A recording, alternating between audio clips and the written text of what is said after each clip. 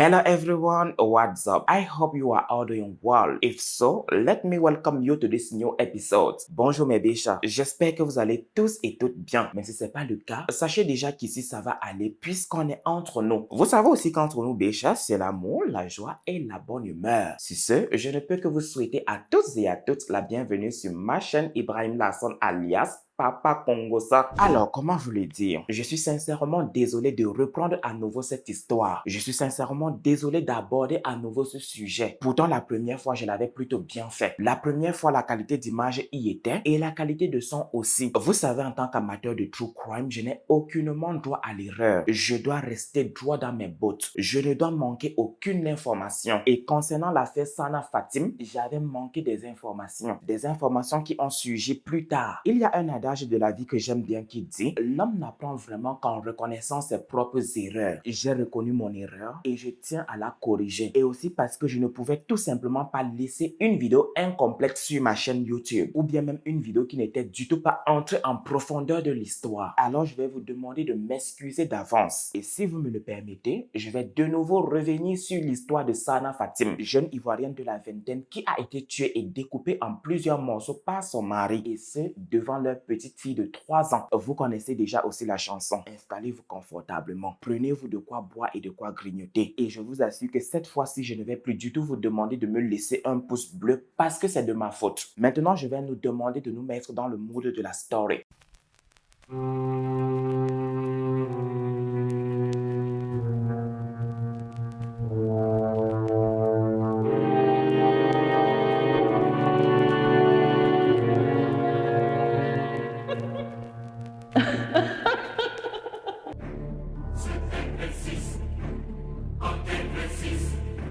Le 30 août 2022 est un jour assez ordinaire pour les habitants de Plaque 1, un quartier de la commune d'Abobo. Dans cette commune populaire d'Abidjan vit Sana Fatoumata, 25 ans, plus connue sous le nom de Fatim. Fatim est la dernière des 4 filles de Sana Tassere. Ceux qui ont suivi l'affaire de près savent que le nom de sa mère n'est pas connu du public. Ses proches se souviennent d'elle comme d'une personne assez aimante, comme d'une personne calme, comme d'une personne sans histoire et surtout comme d'une personne entreprenante. Je sais très bien que j'ai beaucoup dit personne.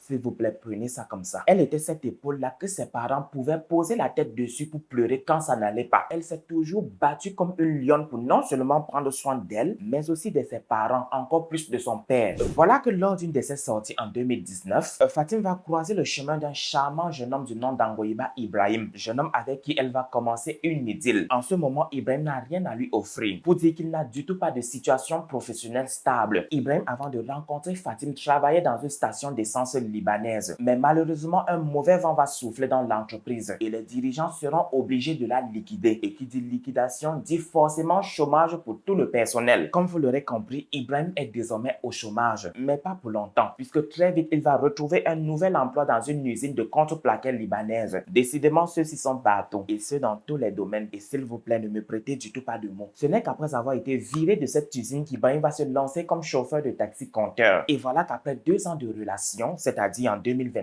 Ibrahim va décider de sauter le cap. Il va décider de prendre Fatim pour épouse devant Dieu et devant la tradition. L'année qui a suivi, c'est-à-dire 2022, semble être l'année d'Ibrahim, semble être l'année de son année. Cette année-là, tout lui réussit. On dirait qu'épouser Fatim a été une grande bénédiction pour lui. Il a non seulement épousé la femme de ses rêves, mais il s'est aussi lancé à son propre compte. Ibrahim s'est acheté une voiture qu'il a mis comme taxi compteur sur la ligne Abobo-Cocody. Et le bonheur ne s'arrête pas là. Ibrahim et Fatim et leur petite fille âgée de 3 ans, Noura, aménagent au quartier Plaque 1 rue Milan. Et je vous assure qu'à les voir, ils formaient le couple parfait. Le voisinage entend très peu parler d'eux. Mais le jour où Ibrahim va commencer, le jour où Ibrahim va se mettre en colère, il va ce jour montrer à Fatim qui porte le pantalon dans la maison. Il faut aussi savoir que Fatim n'est pas le genre de femme à se poser des faux ongles, à se poser des faux cils, à se maquiller comme jamais pour ressembler à une Range Rover. Pourtant, dans le fond, c'est une vieille carrosserie. Et surtout, Fatim n'est pas le genre de femme qui laisse son mari mari tout faire dans la maison. Pour soutenir financièrement son mari, Fatim vend non seulement des chips de banane plantain, mais suit également une formation d'aide-soignante au quartier Abobo Baoulé. Comme je l'ai dit plus haut, sa vie conjugale aux côtés d'Ibrahim n'était du tout pas un long fleuve tranquille. Fatim est sans cesse victime de violences domestiques. Elle est même devenue le souffle-douleur de son mari. Celui-ci la frappe à la moindre occasion qui lui est présentée. Il se targue même de lui dire qu'un jour il va la tuer. Bien évidemment qu'elle avait peur pour sa vie. Bien évidemment qu'elle avait planifié refaire sa vie loin de lui. Mais à la dernière minute, elle a changé d'avis. Tout simplement parce qu'elle pensait que cet amour-là pouvait tout supporter. Elle pensait que l'amour qu'elle avait pour lui pouvait supporter les coups qu'il lui infligeait. Fatim pensait que l'amour qu'elle avait pour Ibrahim pouvait supporter les violences morales que celui-ci lui infligeait. Et elle pensait que cet amour-là pouvait le changer. Erreur fatale, erreur monumentale. Il faut bien savoir que peu importe le degré d'amour que vous portez pour un homme, sachez que cela ne pourra jamais le changer s'il est foncièrement méchant et son entourage qui ne l'aidait pas aussi des masses. Son entourage qui lui conseillait plutôt de rester, de tout confier entre les mains de Dieu, de prier et de jeûner pour que Dieu puisse toucher le cœur de son mari. Deuxième erreur fatale. Mesdames, il faut savoir que peu importe la quantité de prières et de jeûnes que vous allez faire pour votre mari, si celui-ci est foncièrement avide d'esprit et d'humanité, ça ne va du tout l'aider, ça ne va mener à rien. Vous allez prier et jeûner dans le désert, tout simplement parce que l'homme change quand il décide. Une semaine avant le drame, Fatim a été copieusement bastonnée par son cher et tendre Ibrahim. Et pendant qu'il était sur elle en train de la frapper de toutes ses forces d'homme, il lui a de nouveau dit qu'il allait la tuer. Et comme à chaque fois, Fatim l'a pris à la légère. Elle s'est dit que ce sont des paroles en l'air que son mari a l'habitude de lui dire quand il est fâché. Et ça fait bien aujourd'hui 3 ans qu'ils sont ensemble et il n'est jamais passé à l'acte. Elle a fait abstraction de toutes les menaces que son mari lui avait proférées.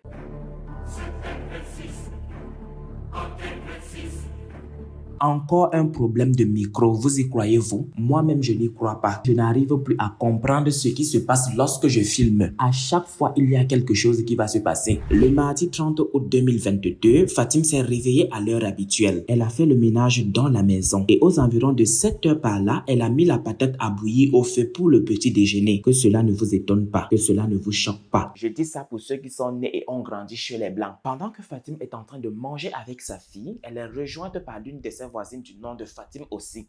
Un matin à 7 h, je suis sortie, je suis partie au dehors. Je suis partie la trouver. Elle est en train de manger patate. Je dis, maman de Noura.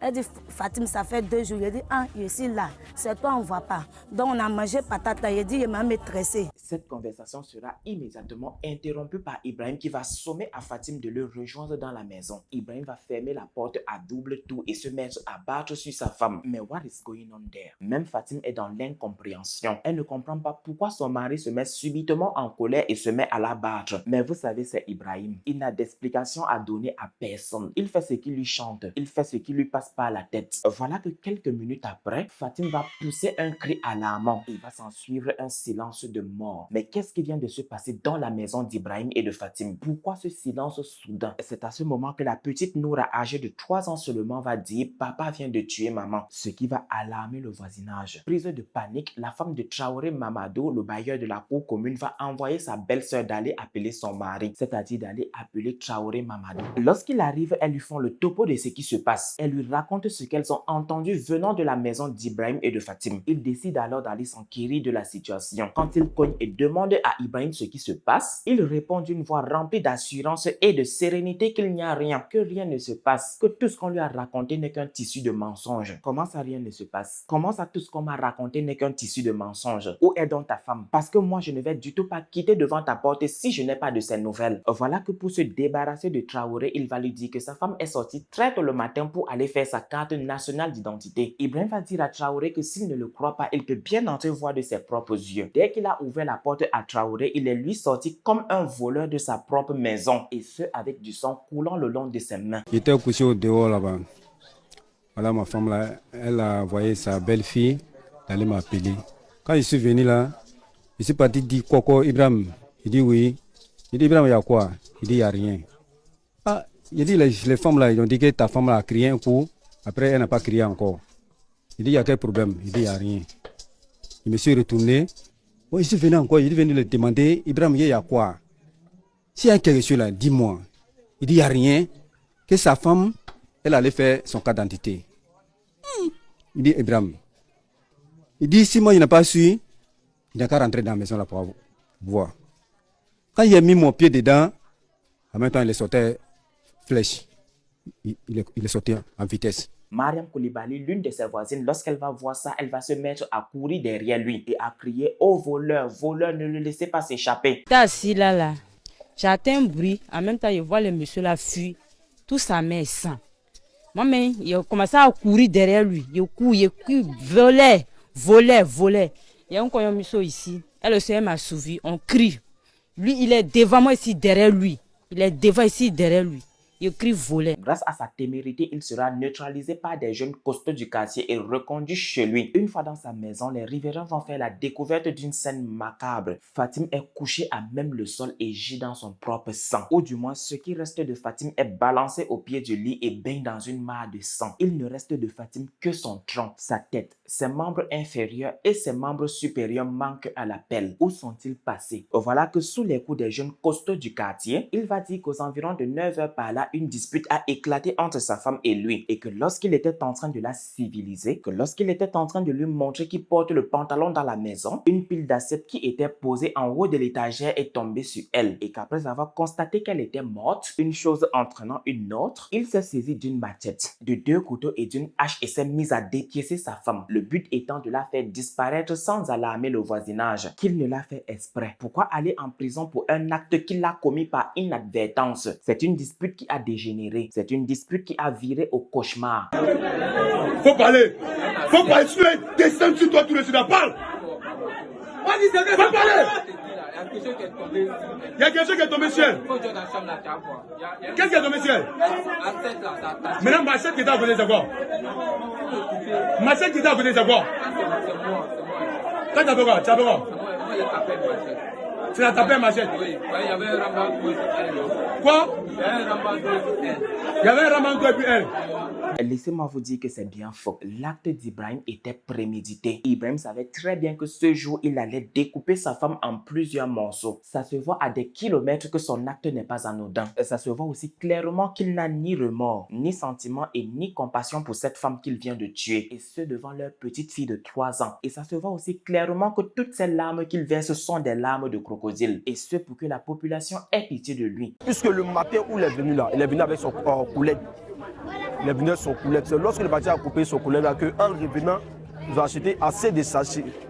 L'individu en question, il a acheté assez de sachets pour rentrer avec ça dans la maison. La tête de Fatim sera enfin retrouvée bien emballée dans un plastique bleu. Ses membres inférieurs et ses membres supérieurs bien emballés dans des plastiques noirs. Cette découverte va encore mettre en rogne la population qui était déjà très en colère. Et en ce moment, elle ne veut qu'une seule chose, savoir pourquoi. Et après questionnement d'une foule en colère, d'une foule très remontée et prête à lui faire la peau, Ibrahim va dire qu'il a tué et découpé sa femme en plusieurs morceaux pour un rituel d'argent, pour rehausser son activité de chauffeur de taxi compteur. Voyez-vous ça? D'après les habitants de Plaque 1, une fois de plus, Ibrahim aurait avoué n'être pas à son premier coup d'essai, qu'il a déjà tué et pas qu'une fois. Le monsieur a dit que lui, c'est sa 4e fois de faire ça. Propre. Ça, c'est les gens même qui lui ont posé la question, hein, et puis il a parlé normalement. Il a dit que lui, il a fait Daloa, il a fait Gagnoua, ouais, c'est pas, c'est Lakota, avec San Pedro. Tu comprends que c'est sa 4e fois de faire ça. Un vrai criminel ambulant, vous me direz. Le Jeffrey Dahmer d'Abidjan, vous me direz. Après ses aveux à faire pousser les cheveux sur la tête d'un chauve, la population de Plaque 1 veut en découdre avec lui. La population de Plaque 1 veut aussi le tuer comme ses victimes. Mais malheureusement pour elle et heureusement pour Ibrahim, la gendarmerie du 15e arrondissement d'Abobo va arriver à temps pour l'extirper de là, pour l'arracher des griffes de la foule. Et après constat, il a été conduit au commissariat du 15e arrondissement d'Abobo où il séjourne actuellement, où il est actuellement incarcéré en attente de son procès, espérant que ce jour arrive, puisqu'il a fauché une personne. Il a fauché l'espoir de toute une famille et il a privé un enfant de 3 ans de connaître l'amour d'une mère, de partager la complicité d'une mère. Okay, my amazing people. Okay, my dear Bisha, tell me what's up. Are you enjoying this moment? J'espère que tu as suivi l'histoire jusqu'ici. Et si c'est le cas, fais-le moi savoir en commentaire. J'espère que tu vas aussi liker la vidéo. Si c'est le cas, fais-le moi ressentir ressentir. J'espère par-dessus tout que tu m'as pardonné. Si c'est le cas, fais-le-moi savoir en commentaire. Sur ce, on se reprend à très bientôt. May God bless you. Kiss. Bécha. N'oublie surtout pas de garder tes yeux grands ouverts. N'oublie surtout pas de ne faire confiance en qui que ce soit. Car c'est ton propre orteil qui joue aux innocents. C'est ton propre orteil qui joue aux innocents. Qui finira un jour par te trahir. Qui finira un jour par percer ta chaussure. Mais vraiment, on a beaucoup de souffrance. On a beaucoup eu la tort. On est souffert. On est tellement souffert maintenant. Mais vraiment, on a beaucoup de souffrance. On a beaucoup eu la tort. On est souffert. On est tellement souffert maintenant.